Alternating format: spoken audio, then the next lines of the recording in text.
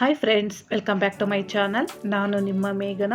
ಇವತ್ತಿನ ವಿಡಿಯೋದಲ್ಲಿ ಯಾವ ರೀತಿ ಸಿಂಪಲಾಗಿ ಗೀ ರೈಸ್ ಮಾಡೋದು ಅಂತ ತೋರಿಸ್ಕೊಡ್ತಾ ಇದ್ದೀನಿ. ಸೊ ಅದಕ್ಕಿಂತ ಮುಂಚೆ ನೀವು ಇನ್ನೂ ನನ್ನ ಚಾನಲ್ನ ಸಬ್ಸ್ಕ್ರೈಬ್ ಮಾಡ್ಕೊಂಡಿಲ್ಲ ಅಂದರೆ ಈಗಲೇ ಹೋಗಿ ಸಬ್ಸ್ಕ್ರೈಬ್ ಮಾಡ್ಕೊಳ್ಳಿ. ಹಾಗೆ ಈ ವಿಡಿಯೋ ಇಷ್ಟ ಆದರೆ ಈ ವಿಡಿಯೋಗೊಂದು ಲೈಕ್ ಕೊಡೋದು ಮಾತ್ರ ಮರಿಬೇಡಿ. ಇವತ್ತು ನಮ್ಮ ಮನೇಲಿ ನಾನ್ ವೆಜ್ ಮಾಡಿದೆ. ಅಂದರೆ ಇಲ್ಲಿ ನಾನು ಬಟಾಣಿ ಗ್ರೇವಿ ಮಾಡಿದ್ದೀನಿ, ಹಾಗೆ ಜಾಮೂನು ಮುದ್ದೆ ಮಾಡಿದ್ದೀನಿ. ಅದಕ್ಕೆ ಗೀ ರೈಸ್ ಮಾಡ್ಬೋದು. ಈ ಗೀ ರೈಸ್ಗೆ ಗ್ರೇವಿಗಳು ತುಂಬಾ ಚೆನ್ನಾಗಿರುತ್ತೆ. ನಾನ್ ವೆಜ್ ಆಗಿರ್ಬೋದು, ವೆಜ್ಜಲ್ಲಿ ಬಂದು ಪನ್ನೀರ್ ಗ್ರೇವಿ, ಈ ಥರ ಬಟಾಣಿ ಗ್ರೇವಿ ತುಂಬ ಚೆನ್ನಾಗಿರುತ್ತೆ. ಸೊ ಇಲ್ಲಿ ನಾನು ಕುಕ್ಕರಲ್ಲಿ ತುಪ್ಪ ಹಾಕ್ಕೊಂಡಿದ್ದೀನಿ. ಇಲ್ಲಿ ಗೀ ರೈಸ್ ಅಂತಂದಿದ ತಕ್ಷಣ ನಾನು ತುಪ್ಪ ಜಾಸ್ತಿ ಹಾಕ್ಕೋಬೇಕಾಗುತ್ತೆ. ಒಂದು 3 ಚಮಚದಷ್ಟು ಹಾಕ್ಕೊಂಡಿದ್ದೀನಿ. ಏಲಕ್ಕಿ ನೆನೆಸ್ಬಿಟ್ಟು ಹಾಕಿದ್ದೀನಿ, ಫ್ಲೇವರ್ ಚೆನ್ನಾಗಿರುತ್ತೆ ಅಂತ. ಸೋಂಪು ಅರ್ಧ ಚಮಚದಷ್ಟು ಕಾಳು ಮೆಣಸು, ಹಾಗೆ ಇದು ಮರಾಠಿ ಮೊಗ್ಗು ಕಪ್ಪು ಏಲಕ್ಕಿ ಅಂತಾರೆ, ಇದು ಒಂದು ತೊಗೊಂಡಿದ್ದೀನಿ. ಹಾಗೆ ಚಕ್ಕೆ ತೊಗೊಂಡಿದ್ದೀನಿ 2 ಇಂಚಷ್ಟು, ಲವಂಗ ಒಂದು 8, ಹಾಗೆ ಈರುಳ್ಳಿ 2 ತೊಗೊಂಡಿದ್ದೀನಿ.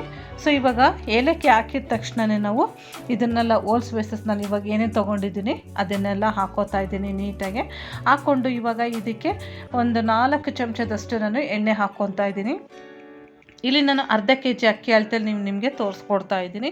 ಹಸಿಮೆಣ್ಸಿನ್ಕಾಯಿ ಬಂದುಬಿಟ್ಟು 4 ಹಸಿಮೆಣ್ಸಿನ್ಕಾಯಿ ತೊಗೊಂಡಿದ್ದೀನಿ. ಇದು ಉದ್ದಕ್ಕೆ ಹೆಚ್ಚಿಟ್ಕೊಂಡು ಎಣ್ಣೆಲೇ ಫ್ರೈ ಮಾಡ್ಕೋಬೇಕು, ತುಂಬ ರುಚಿ ಚೆನ್ನಾಗಿರುತ್ತೆ. ಇವಾಗ ಕಸೂರಿ ಮೇಥಿ ಹಾಕ್ಕೊಂಡಿದ್ದೀನಿ. ಹಾಗೆ ಇದು ಹಸಿ ಬಟಾಣಿ ಆದರೂ ತೊಗೋಬೋದು, ಇಲ್ಲ ಒಣಗಿರೋ ಬಟಾಣಿ ಯಾರಾದರೂ ತೊಗೋಬೋದು. ಹಸಿ ಬಟಾಣಿ ಅಂತಂದರೆ ನೀವು ಹಾಗೆ ಹಾಕ್ಕೋಬೋದು ಡೈರೆಕ್ಟಾಗೆ. ಒಣಗಿರೋ ಬಟಾಣಿ ಆಗಿರೋದ್ರಿಂದ ನಾನು ನೈಟೇ ನೆನೆಸಿಟ್ಕೊಂಡಿದ್ದೀನಿ. ಈಗ ಅದನ್ನು ಚೆನ್ನಾಗಿ 3 ನಿಮಿಷ ಫ್ರೈ ಮಾಡಿಕೊಂಡು ಬೆಳ್ಳುಳ್ಳಿ ಶುಂಠಿ ಪೇಸ್ಟು ಇದಕ್ಕೆ 2 ಚಮಚದಷ್ಟು ದೊಡ್ಡ ಸ್ಪೂನಲ್ಲಿ ಹಾಕ್ಕೊಂಡು ಚೆನ್ನಾಗಿ ಹಸಿ ವಾಸನೆ ಹೋಗೋವರೆಗೂ ಫ್ರೈ ಮಾಡ್ಕೋಬೇಕು. ಈಗ ಇದಕ್ಕೆ ಈರುಳ್ಳಿ ಹಾಕ್ಕೋತಾ ಇದ್ದೀನಿ. ಅರ್ಧ kgಗೆ ದೊಡ್ಡ ಗಾತ್ರದಷ್ಟು 2 ಈರುಳ್ಳಿ ತೊಗೊಂಡಿದ್ದೀನಿ. ಚಿಕ್ಕದಾದರೆ ಒಂದು 3 ತೊಗೊಳ್ಳಿ.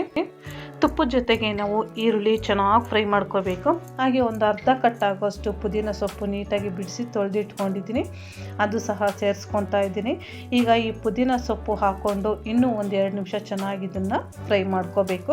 ಆ ಪುದೀನ ಸೊಪ್ಪು ಫ್ಲೇವರ್ ಬಿಟ್ಕೊಳ್ಳುತ್ತಲ್ಲ, ಗೀ ರೈಸ್ಗೆ ತುಂಬ ಚೆನ್ನಾಗಿರುತ್ತೆ. ಹಾಗೆ ಗೋಡಂಬಿ ಹಾಕ್ಕೋತಾ ಇದ್ದೀನಿ. ಒಂದು 7ರಿಂದ 8 ಆಗೋಷ್ಟು ಗೋಡಂಬಿ ಹಾಕ್ಕೊಂಡು ಮತ್ತೆ ಇದನ್ನು ಫ್ರೈ ಮಾಡ್ಕೊತಾ ಇದ್ದೀನಿ. ಇದೇ ಟೀ ಕಪ್ಪಲ್ಲಿ ನಾನು ಒಂದು 4 ಕಪ್ ಆಗೋಷ್ಟು ಅಕ್ಕಿ ತೊಗೊಂಡಿದ್ದೀನಿ.